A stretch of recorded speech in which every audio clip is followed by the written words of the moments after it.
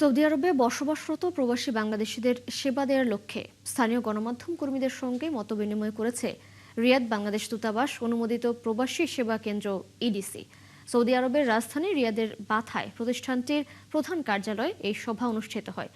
ইডিসির marketing director Rotarian Jahangir Alam হৃদয়ের সঞ্চালনায় সভায় প্রবাসী সেবা কেন্দ্রের মাধ্যমে প্রবাসী বাংলাদেশিদের কি কি সেবা দেয়া হয় সে বিষয়ে বিস্তারিত তুলে ধরেন প্রধান নির্বাহী কর্মকর্তা আবু সাইদ মোহাম্মদ তারেক।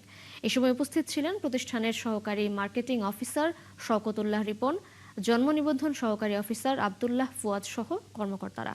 প্রতিটি প্রাদেশিক অঞ্চলেই প্রবাসীদের সময়ের প্রতি গুরুত্ব দিয়ে প্রায় 25টি অফিসের মাধ্যমে প্রবাসী সেবা কেন্দ্র সেবা দিয়ে যাচ্ছে বলে জানান তারা।